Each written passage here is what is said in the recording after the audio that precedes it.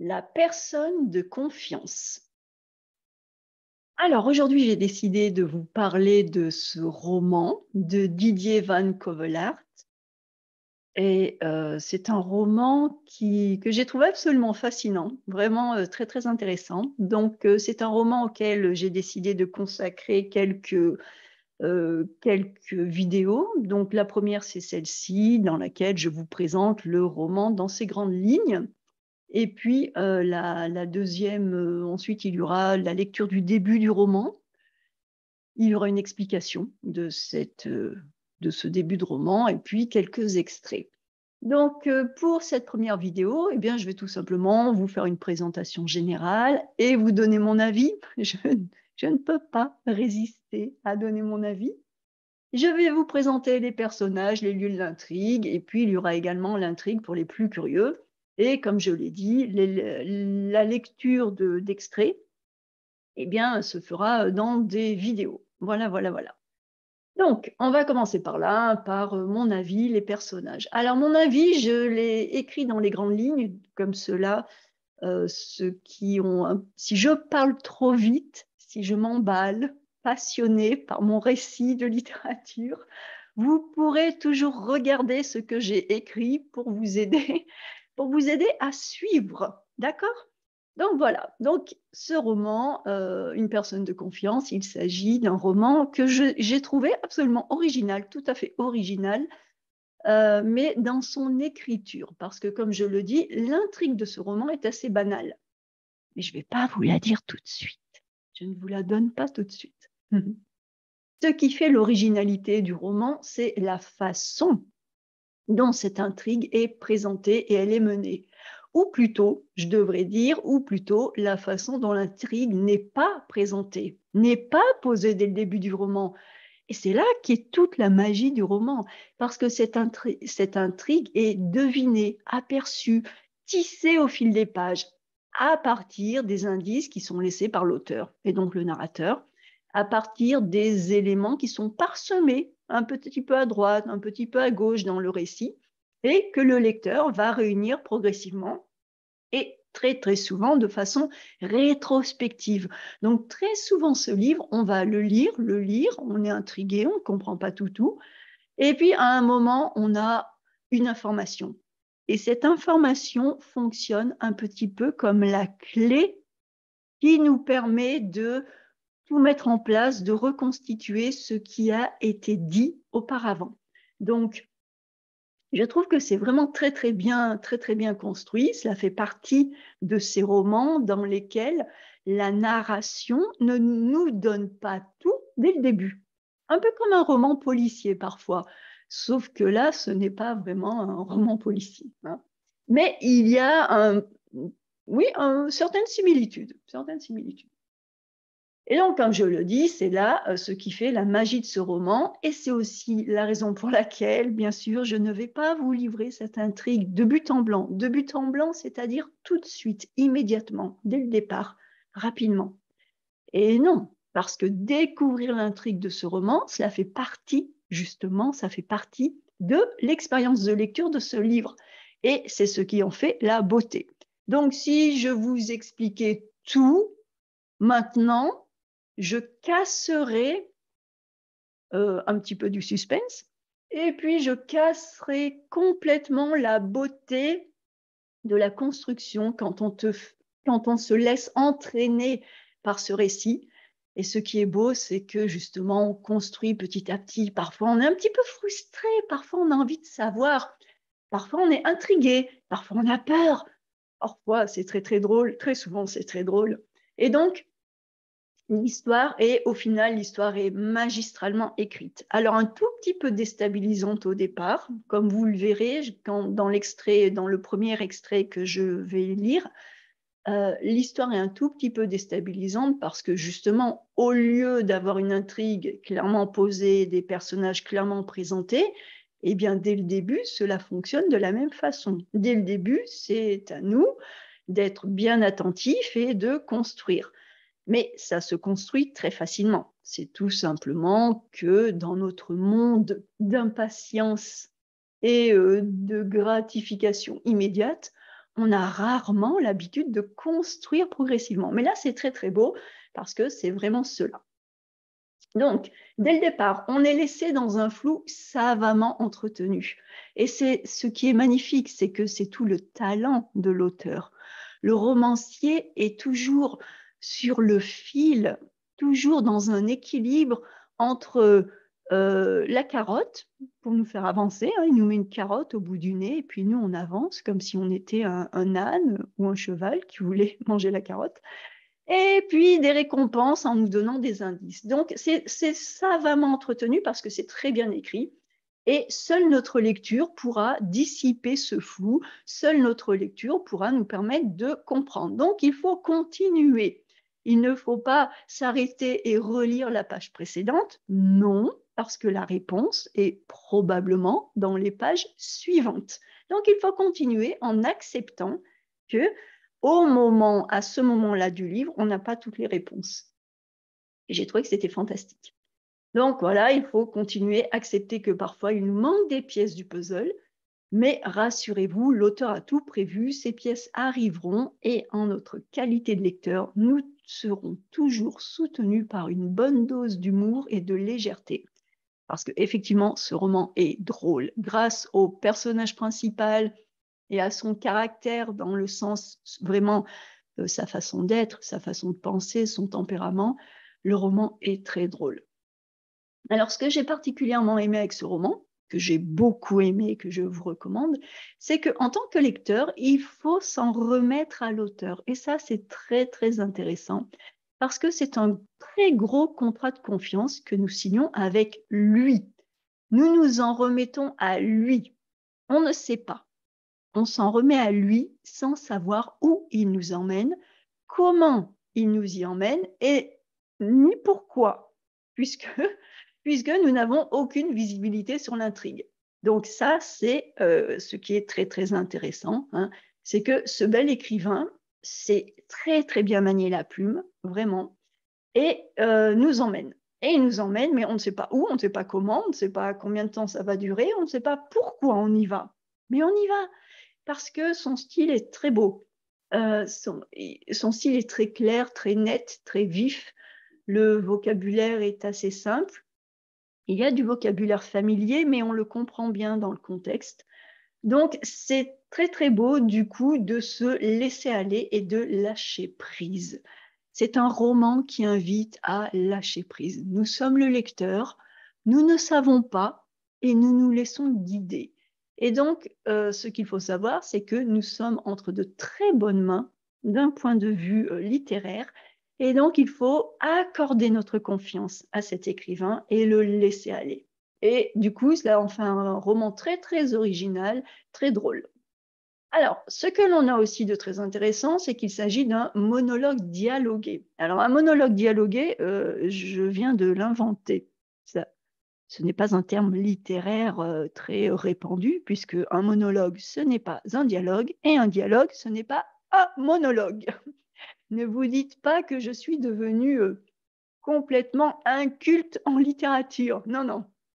J'ai bien choisi un monologue dialogué parce que c'est un autre point que j'ai énormément aimé avec ce roman, c'est que le cheminement que nous devons faire en suivant l'auteur, ce cheminement vers la compréhension, vers la découverte de l'intrigue, eh bien, ce cheminement se fait par un très, très joli tour de force stylistique.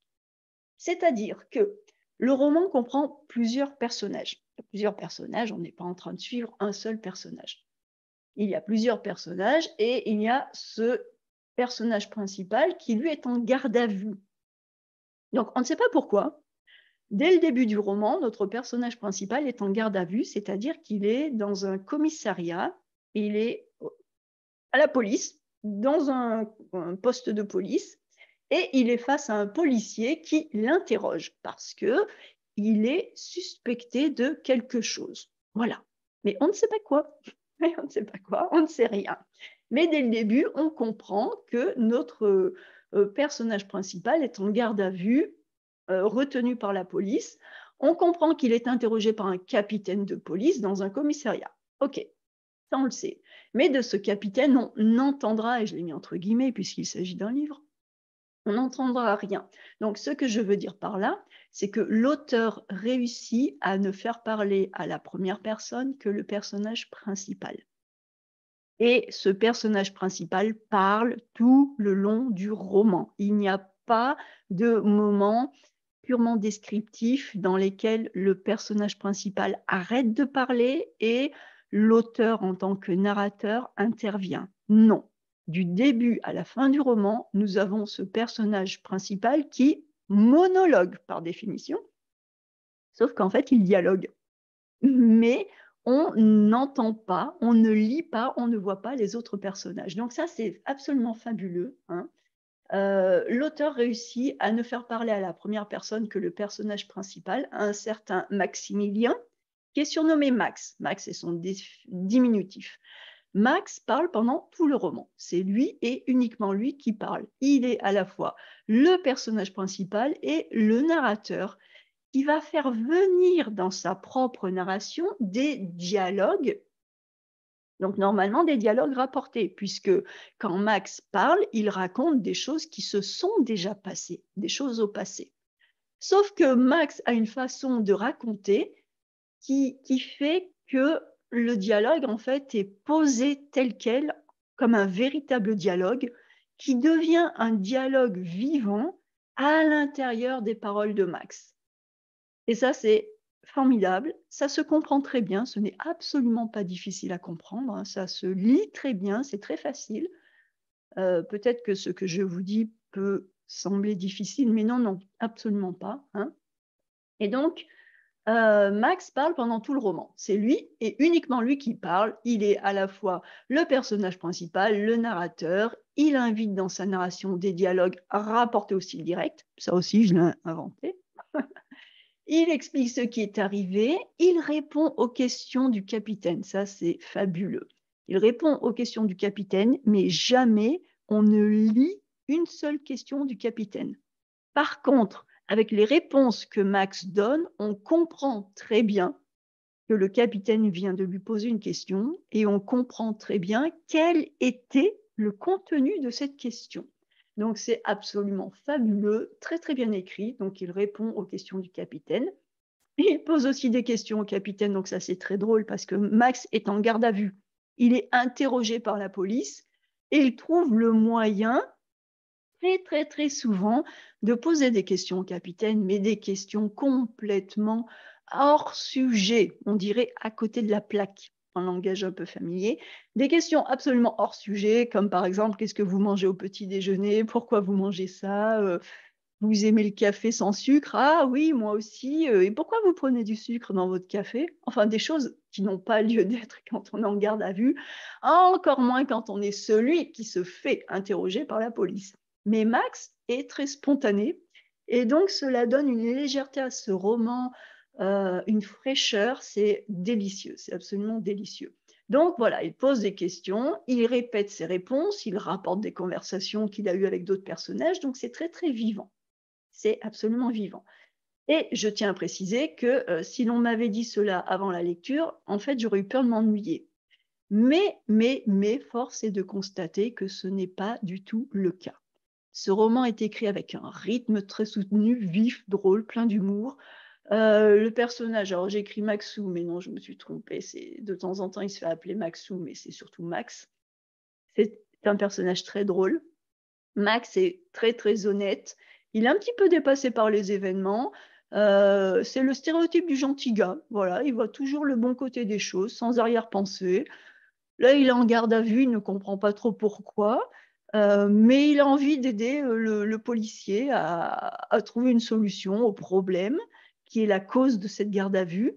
Donc, Max coopère d'une façon absolument fantastique. En général, je ne pense pas que les gens en garde à vue vont raconter autant de choses que Max. Max se livre de façon tout à fait transparente sur toute sa vie, toute sa vie. On connaît tout de Max presque. Et donc, Max est absolument fabuleux. Ce livre est très, très bien écrit. Je vous encourage vraiment, vraiment, vraiment à le lire parce que c'est un bon moment. Une fois qu'on est rentré dans cette façon de faire où on n'a pas l'intrigue, on accepte que ça va être construit progressivement et une fois qu'on accepte qu'il n'y a que Max qui parle, mais rassurez-vous, il parle pour 12, au propre comme au figuré. C'est une pipelette, c'est-à-dire quelqu'un de très bavard. Donc une fois qu'on a compris cela, on se familiarise avec le style de l'auteur et on avance vraiment très facilement. Alors les personnages. Donc nous avons donc Max qui est un jeune homme de la DAS. Donc la DAS, c'est la Direction départementale des affaires sanitaires et sociales, c'est-à-dire l'assistance publique. C'est l'organisme gouvernemental. Je pense qu'aujourd'hui, elle n'existe plus. Elle a changé, enfin, elle a changé de nom. Mais c'est l'organisme gouvernemental qui recueille les enfants qui soit n'ont pas de parents, ont été abandonnés à la naissance ou alors sont placés par décision d'un juge, sont retirés de leur famille pour être mis dans des structures d'accueil. Donc la DAS, c'est vraiment l'endroit qui s'occupe de prendre le relais des familles lorsqu'il y a des défaillances, des problèmes, des choses comme cela. Et donc, Max est ce jeune homme qui est en garde à vue et il travaille dans une fourrière.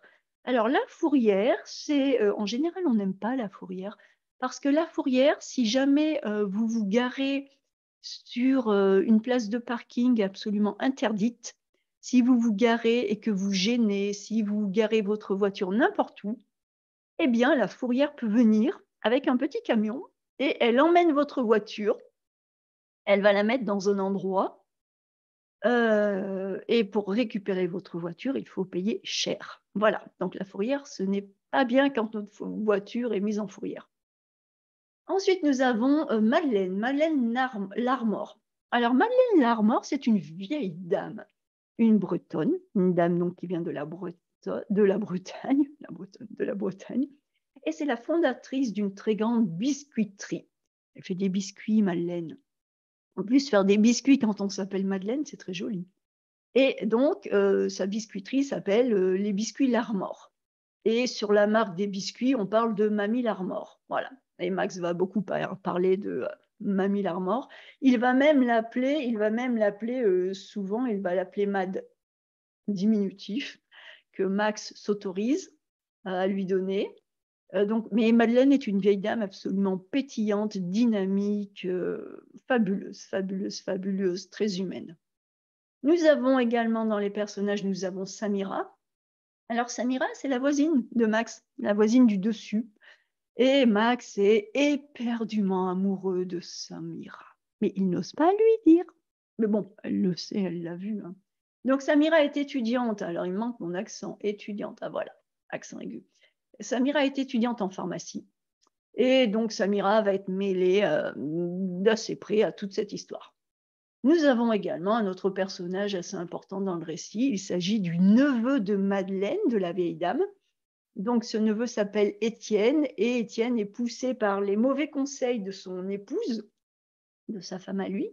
Et donc il veut évincer Madeleine, c'est-à-dire l'écarter, et il veut prendre la tête de l'entreprise de biscuits familiale, hein, l'entreprise familiale qui fait les biscuits. Voilà, donc nous avons nos personnages principaux, Max, Madeleine, Samira, le neveu.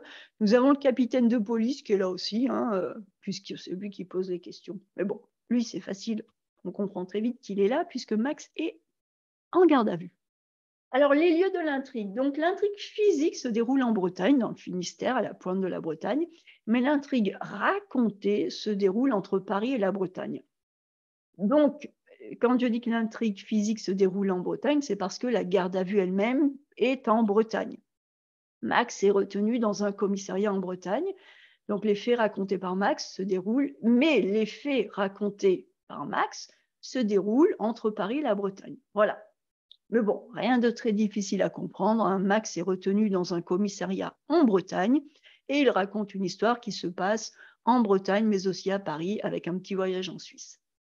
Donc voilà pour cette vidéo dans laquelle je vous ai donné en vrac mes idées, mon ressenti sur ce roman et je vous conseille absolument, si vous pouvez, lisez-le.